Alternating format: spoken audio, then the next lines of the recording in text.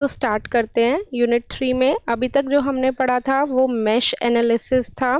Mesh analysis पे based question करे हैं। मैश एनालिसिस के बाद तुम्हारा एक क्वेश्चन थ्योरम पे पेपर में 90 टू 100% चांस है कि वो देंगे ही देंगे। अब सिलेबस में तुम्हारी दो थ्योरम है। कौन कौन सी थ्योरम है आईपी के अकॉर्डिंग? एक दी हुई है इन्होंने थेवेनिन थ्योरम और एक इन्होंने दी हुई है नॉर्टन थ्योरम।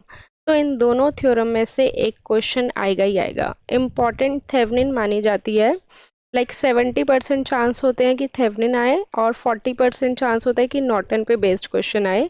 तो ज़्यादा इम्पॉर्टेंट थेवेनिन ही है। रीज़न कि अगर तुम्हें थेवेनिन आ गई तो नॉर्टन अपने आप आ जाएगी, और अगर थेवेनिन नहीं आई तो नॉर्टन भी नहीं आएगी। तो इसीलिए सबसे पहले हम थेवेनिन पढ़ते हैं, ठीक है। अब थेवेनिन अगेन जैसे तुमने मेश के लिए पढ़ा था, ये है तुम्हारा यूनिट 3 में एसी सर्किट से रिलेटेड। एसी सर्किट का तुम्हें तभी आएगा जब तुम डीसी सर्किट का थेवेनिन पढ़ोगे। तो उससे पहले मैं तुम्हें थेवेनिन थ्योरम पढ़ा रही हूँ डीसी सर्किट का। मैं एक सिंपल सा एग्जांपल लेके बता रही हूँ, उसी के अकॉर्डिंग तुम्हें मूव करना है। चेक कितना भी कॉम्प्लिकेटेड न्यूमेरिकल है, तुम्हें यही स्टेप्स फॉलो करने हैं। लाइक सपोज हमें एक क्वेश्चन दिया हुआ है, डायग्राम बनाओ साथ के साथ। This is 4 ohm, 6 ohm, 8 ohm, 10 ohm and this is 20 volt.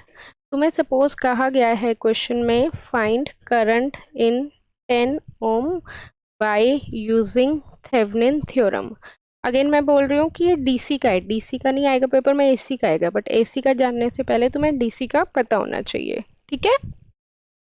तो ये डायग्राम है, find current in 10 ohm by using Thevenin theorem, ठीक है। स्टेप नंबर 1, सबसे पहले we need to find out the value of load resistance.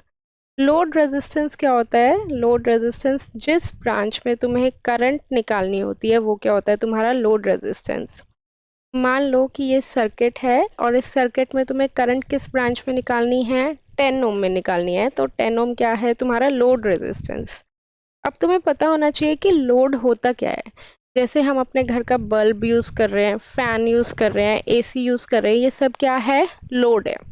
तो इसके अंदर भी कि ये सारे कौन से लोड है? रेजिस्टिव लोड है। इसके अंदर भी कुछ ना कुछ रेजिस्टेंस प्रेजेंट होता है, तो वो कौन सा लोड हो गया? रेजिस्टिव लोड हो गया। अब मैं तुम्हें कह रही हूँ कि ये तुम्हारे घर का बल्ब है, ठीक है। ये घर की तुम्हारी सप्लाई है और ये वायर्स के अक्रॉस का रेजिस्टेंस है। तो तुम्हें निकालना है कि तुम्हारे घर के बल्ब में कितना करंट फ्लो होगा, ठीक है। कितना करंट फ्लो होगा वो चीज़ तुम्हें निकालनी है बाय यूजिंग थेवेनिन थ्योरम। अब कुछ बच्चे ये क्वेश्चन पूछते हैं कि मैम ये तो मैश से भी आ जाएगा या नोडल से भी आ जाएगा, तो हमें थेवेनिन थ्योरम ही क्यों लगानी है? तो देखो, अगर जो चीज़ मेंशन है हमें उसी के अकॉर्डिंग मूव करना पड़ेगा। थेवेनिन एक साइंटिस्ट का नाम था, उसने अपने नाम पे ये लॉ दिया था, तो उसी के अकॉर्डिंग हमें मूव करना पड़ेगा। तो हम ये नहीं है कि थेवेनिन दिया हुआ है तो हम मैश या कोई और मेथड लगा रहे हैं, ठीक है। स्टेप नंबर 1 क्लियर कि क्या हो गया? लोड रेजिस्टेंस जिस ब्रांच में करंट निकालनी है, that is 10 ohm. Step number 2, open circuit RL. RL को क्या करना है तुम्हें? Open circuit. मान लो ये बल्ब है तुम्हारे घर का, अगर तुम्हें इसके अंदर करंट मेजर करनी है अकॉर्डिंग टू थेवेनिन, सबसे पहले इस बल्ब को निकाल दो, इस बल्ब को इस सर्किट से डिसकंटिन्यू कर दो। तो तुम्हारा जो डायग्राम बनेगा कुछ इस टाइप का बनेगा। अगर बल्ब को तुम निकाल दोगे तो कुछ इस टाइप का बनेगा, लाइक दैट इज 20 वोल्ट, 4 ओम, 6 ओम, 8 ओम, और यहाँ पे जो बल्ब था वो तुमने निकाल दिया। ए और बी, हमेशा यहाँ पे ए और बी ही मार्क करना और कुछ मार्क नहीं करना, ठीक है। स्टेप नंबर 2 में किसी को कोई डाउट?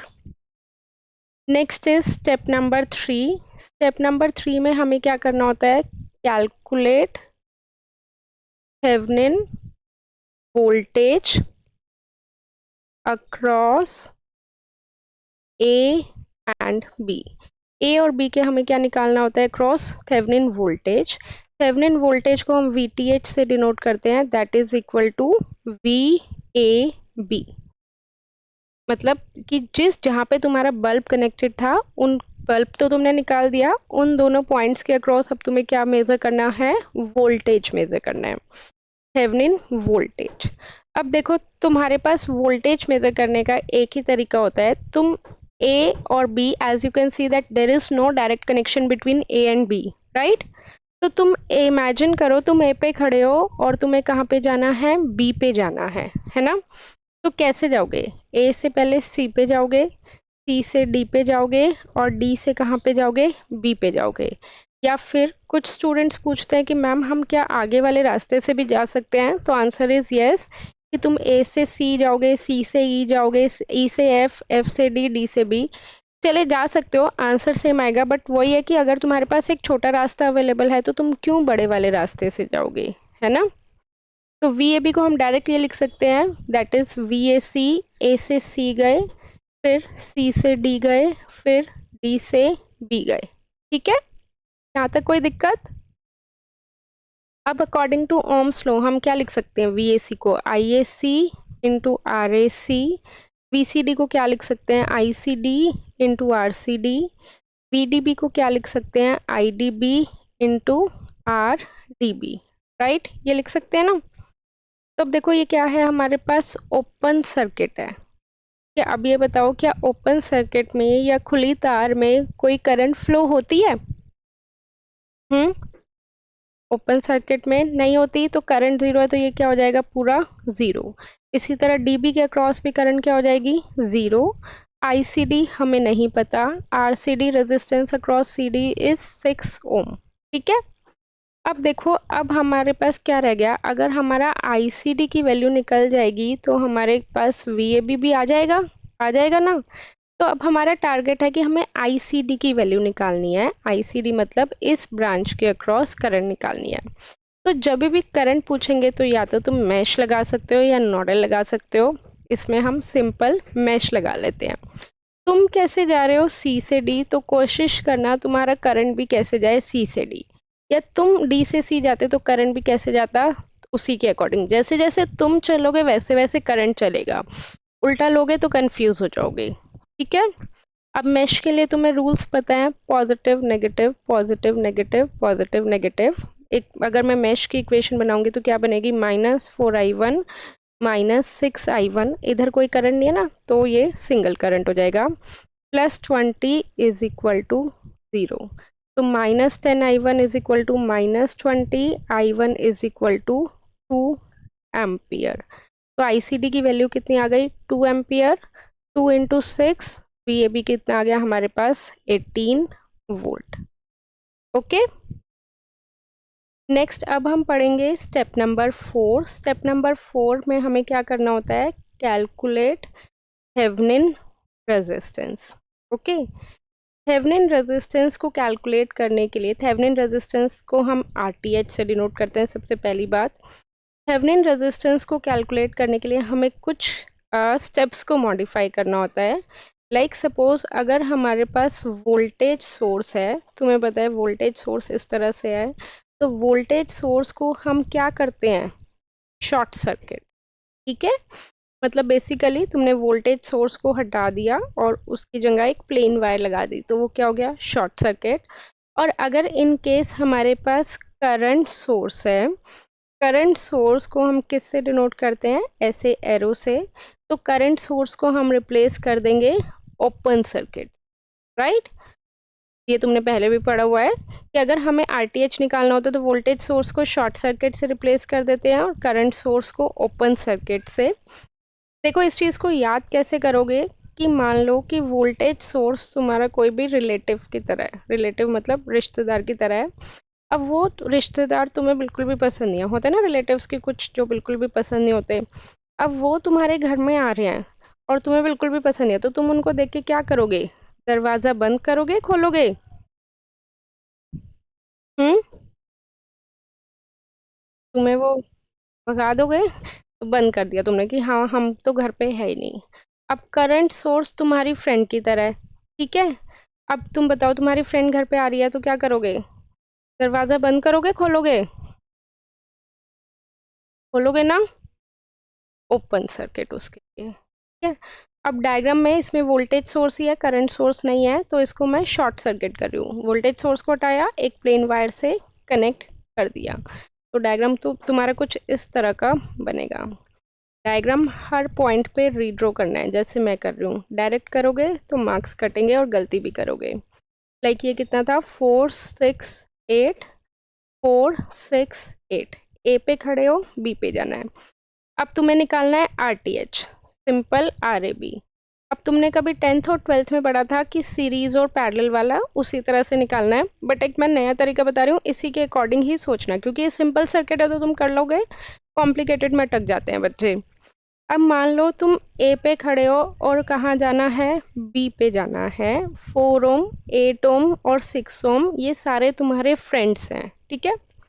जिस फ्रेंड का घर एक ही रास्ते पे आता है वो कैसे कनेक्ट होता है, सीरीज में। और जिस फ्रेंड का घर अलग अलग रास्ते पे आता है वो कैसे कनेक्ट होता है, पैरेलल में। और शुरुआत हमेशा कहाँ से करोगे, जो फ्रेंड सबसे दूर रहता है। तो ए पे खड़े हो तो सबसे दूर वाला फ्रेंड कौन सा है, 4 ओम है ना। तो शुरुआत कहाँ से होगी, 4 ओम से। अब ये बताओ 4 ओम के साथ किसका घर है, 6 ओम का।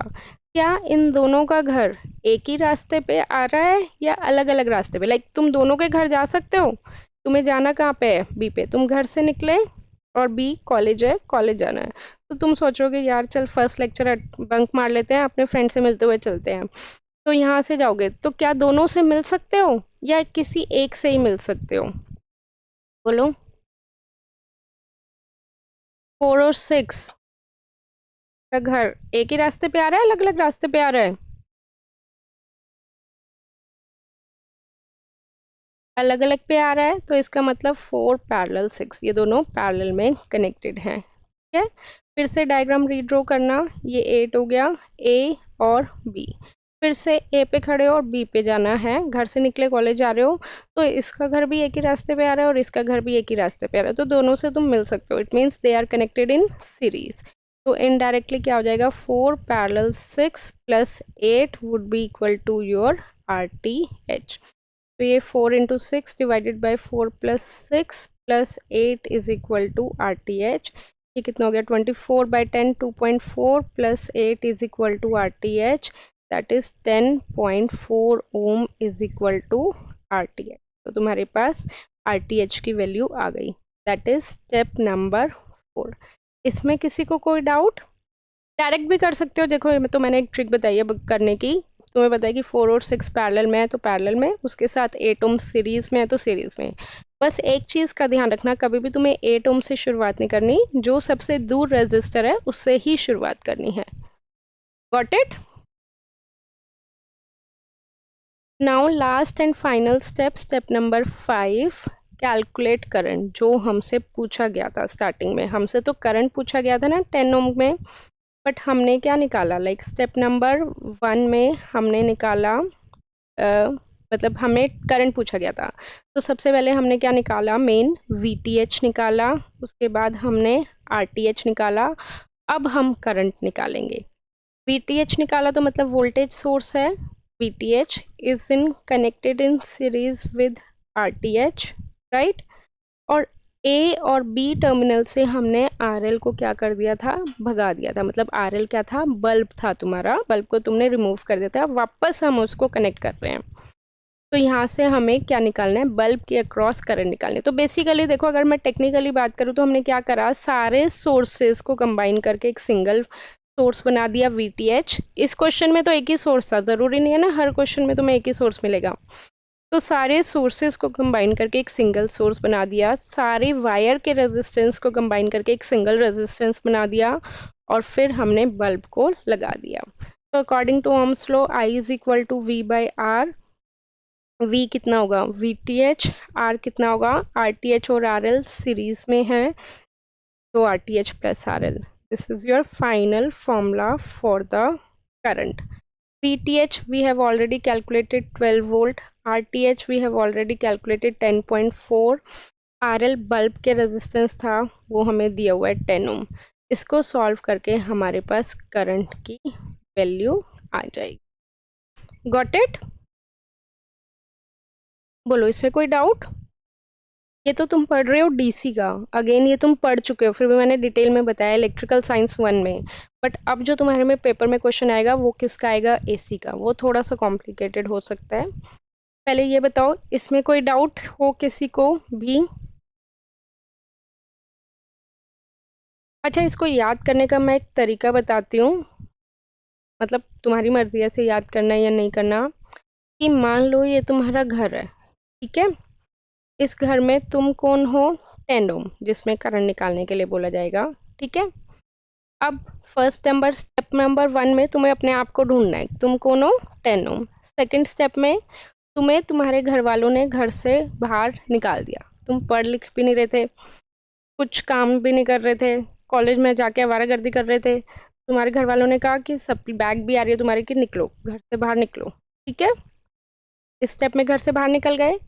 नेक्स्ट स्टेप में तुम्हारी मम्मियाँ होती है ना, जैसे कि मम्मियों को थोड़ा आया कि नहीं मेरा बेटा इतना भी वो नहीं है, तुम्हारी मम्मी ने तुम्हारा पोटेंशियल कैलकुलेट करना स्टार्ट करा। वोल्टेज मीन्स पोटेंशियल, ठीक है। पोटेंशियल मतलब कि अच्छाइयाँ कैलकुलेट करी, तो वी और ए और बी के अक्रॉस पोटेंशियल निकालना है, अच्छाइयाँ तुम्हारी मम्मी ने कैलकुलेट करनी स्टार्ट करी। नेक्स्ट, उसके बाद स्टेप नंबर 4 में तुम्हारे पापा ने तुम्हारे अंदर की कमियां बताई कि नहीं वो देखो ये काम भी नहीं करता, पढ़ता भी नहीं है, बाहर का भी कुछ काम नहीं करता, घर का भी कुछ काम नहीं करता, उसे बाहर ही रहने दो, पता लग जाएगा। फिर finally what they have decided, तुम्हारी मम्मी ने जो तुम्हारा पोटेंशियल कैलकुलेट करा था वो वाला पॉइंट रखा, तुम्हारे पापा ने जो तुम्हारी कमियां निकाली थी वो वाला पॉइंट रखा, दोनों को साथ में रखा, और then they decided to bring you back. फिर वापस तुम उसी पोजीशन पे आ गए, ए और बी पे, जिस पोजीशन से तुम्हें निकाला गया था। अब ये देखो हमारा एसी सर्किट पे बेस्ड क्वेश्चन है। सबसे पहले मैक्सिमम स्टूडेंट यहाँ कंफ्यूज हो जाते हैं कि थेवेनिन इक्विवेलेंट क्या होता है, इसमें तो करंट नहीं पूछा हुआ। तो थेवेनिन इक्विवेलेंट इज कि हमें वीटीएच की वैल्यू निकालनी है और हमें आरटीएच की वैल्यू निकालनी है, इन दोनों के अलावा हमें करंट नहीं निकालना, ठीक है, फर्स्ट थिंग। सेकेंड थिंग, अब यहाँ पे ये एसी सर्किट से रिलेटेड है, तो हमारे पास ये आरटीएच नहीं आएगा, हमारे पास ये जेडटीएच आएगा, ठीक है, क्योंकि इम्पिडेंस के फॉर्म में ये जेडटीएच होता है। क्लियर है? तो सबसे पहले हमें क्या निकालना होगा, VTH। As I told you, VTH किसके इक्वल होता है, हमेशा VAB के इक्वल होता है, जो भी इन्होंने ओपन सर्किट दिया हुआ है। अब फिर से वैसे ही कर लेते हैं जैसे मैंने तुम्हें अभी बताया है कि A पे खड़े हो, B पे जाना है। As you can see that there is no direct connection between A and B, right. तो A से पहले कहाँ पे जाओगे, मैं बीच में भी एक पॉइंट मार्क कर लेती हूँ। बैटरी और रेजिस्टेंस जब भी साथ आए तो उसके बीच में भी हमेशा एक पॉइंट मार्क करना, अदरवाइज गलती कर दोगे तुम। तो ये मान लेते हैं E। इसी तरह यहाँ पे भी बैटरी और रेजिस्टेंस है, तो यहाँ पे भी एक पॉइंट मार्क कर लेते हैं, दैट इज F, ठीक है। अब A पे खड़े हो, A से पहले कहाँ पे जाओगे, पे। E से कहाँ पे जाओगे, C पे। C से कहाँ पे जाओगे, F पे। F से कहाँ पे जाओगे, D पे। और D से कहाँ पे जाओगे, B पे। यहाँ पे पॉजिटिव नेगेटिव ये मार्क कर लेना, ये दिया हुआ है क्वेश्चन में ही, ठीक है। यहाँ तक बोलो कोई दिक्कत? A से E पे गए, E से C पे गए, C से F पे गए, F से D पे गए, और फिर D से B पे चले गए। अब उसके बाद देखते हैं सबसे पहले VAE। VAE को लिख दो IAE इंटू RAE, ठीक है, प्लस VEC। VEC में हमें क्या है, ये वोल्टेज है, और हमें भी क्या गिवन है, वोल्टेज ही गिवन है, राइट। तो वोल्टेज ही लिख देते हैं डायरेक्ट, उसे करंट इंटू रेजिस्टेंस की टर्म्स में करने की ज़रूरत नहीं है। तो कितना है, 60 एंगल 60 डिग्री, गॉट इट। फिर VCF पे आ जाओ। VCF पे कितनी वोल्टेज दी हुई है, 100 एंगल 0 डिग्री। अब यहाँ पे 70% बच्चा ये गलती करता है कि साइन क्या लेते हैं, तो मैंने तुम्हें मैश में भी बताया था, जैसे जैसे हम चलते जा रहे हैं वैसे वैसे हमें सेकेंड साइन लेना होता है, ठीक है। A से E पे गए, यहाँ पे तो वैसे भी करंट फ्लो नहीं हो रहा है, यहाँ पे ये कितना हो जाएगा, पूरा 0 हो जाएगा। फिर E से C पे जाओगे, तो बताओ तुम्हारे रास्ते में सेकेंड साइन कौन सा आ रहा है, पॉजिटिव आ रहा है या नेगेटिव आ रहा है, E से C पे जाने में? पॉजिटिव आ रहा है तो पॉजिटिव लिख दो। सी से एफ पे जा रहे हो तो सेकंड साइन कौन सा आ रहा है, पॉजिटिव आ रहा है या नेगेटिव आ रहा है, नेगेटिव आ रहा है तो नेगेटिव लिख दो। अब नीचे जाओगे एफ से डी, हमने करंट तो मार्क कर नहीं रखा तो करंट मार्क कर लेते हैं साइन के लिए। तुम एफ से डी जा रहे हो तो करंट भी कैसे जाएगा, एफ से डी ही जाएगा, राइट। आई एफ टी लिख दिया मैंने। तो पॉजिटिव नेगेटिव, तो सेकंड साइन लेना है तो सेकंड साइन कितना हो जाएगा, minus of V F T है तो इसको लिख ले आई F D into R F D, right. आगे यहाँ पे करंट फ्लो नहीं कर रही ना रेजिस्टेंस है तो ये कितना हो जाएगा +0।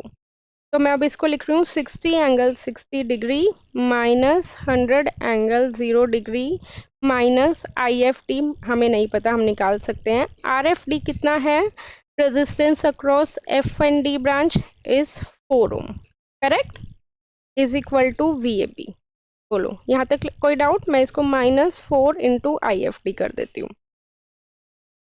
अब इसके बाद देखो अगर हमारी आई एफ डी की वैल्यू निकल जाए तो क्या हमारे पास वी ए बी की वैल्यू आ जाएगी and that is equal to V T H, तो हमारा काम बन जाएगा, हमारा आधा क्वेश्चन सॉल्व हो जाएगा।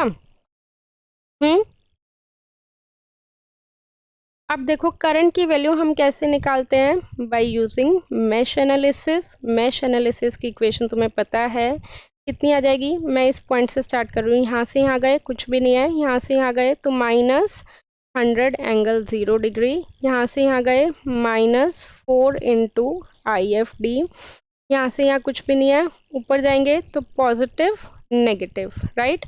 तो नेगेटिव ऑफ, मैंने बताया था कि 2 और जो ये रेजिस्टेंस और कैपेसिटेंस को इन दोनों को एक ही यूनिट कंसिडर करते हैं तो क्या आ जाएगा यहाँ पे हमारे पास 2 minus J8 multiplied by I F D is equal to 0, correct.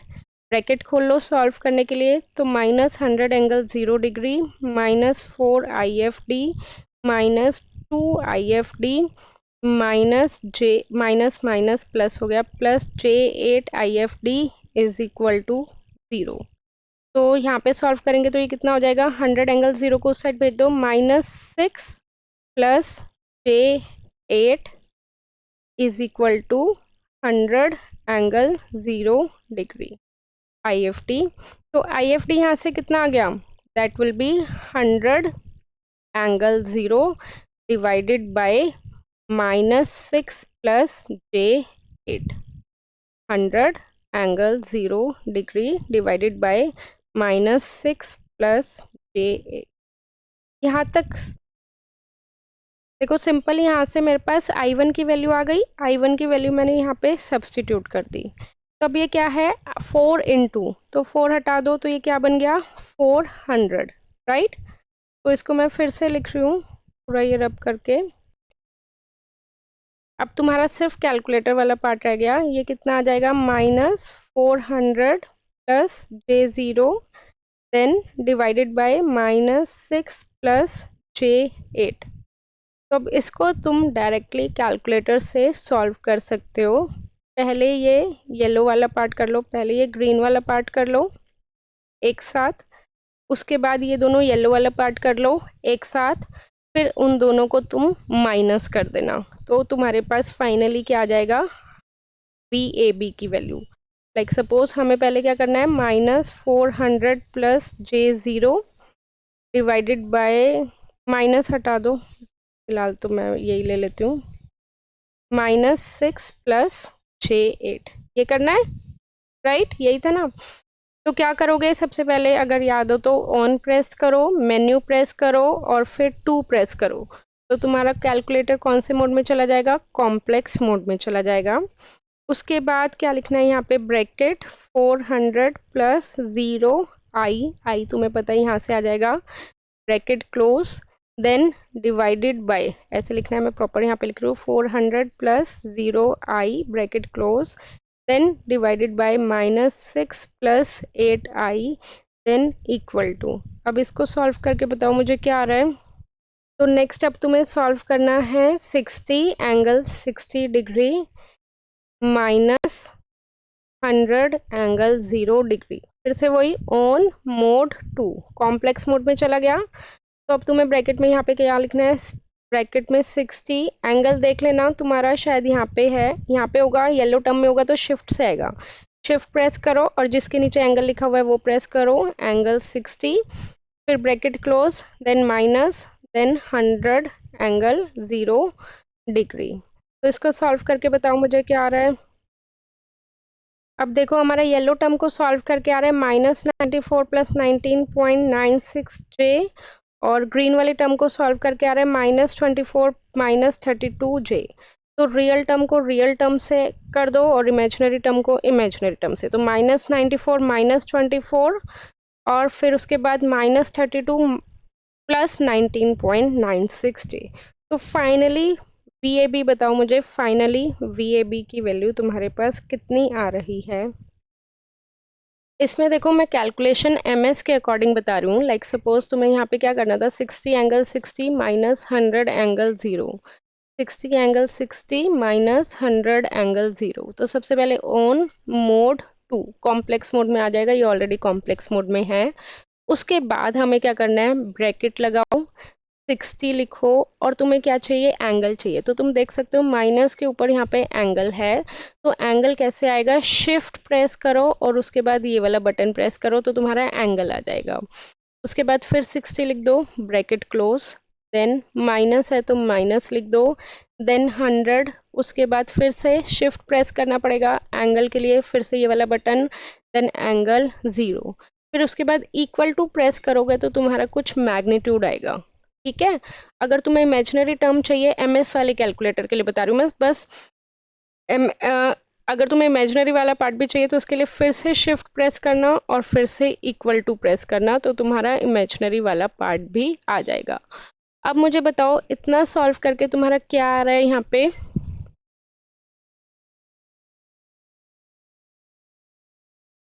-70 plus 51 आई। ठीक है, तो देखो पोलर फॉर्म में हम सब्ट्रैक्शन भी कर सकते हैं, एडिशन भी कर सकते हैं। जो तुम्हारे पास आएगा वो तुम्हारा रेक्टेंगुलर फॉर्म में आ रहा है। एक मिनट, इन लोगों का तो कुछ अलग बता रहे थे ना, एक बार चेक करो।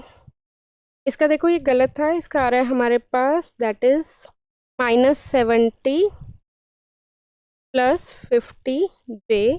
तो फाइनली तुम्हारे पास इसको सॉल्व करके जो भी टर्म आएगी आ जाएगी। रेक्टेंगुलर में रखना चाहो रेक्टेंगुलर में रख लो, पोलर में रखना चाहो पोलर में रख लो, तुम्हारी मर्जी है। ऐसा कुछ हार्ड एंड फास्ट नहीं होता कि लास्ट वाला आंसर पोलर में ही रखना है या रेक्टेंगुलर में रखना है। तो अब हमारे पास यहाँ पे क्या आ गया, we T H. We T H के बाद हमें क्या निकालना होगा, जेड टी एच, राइट। सबसे पहले तो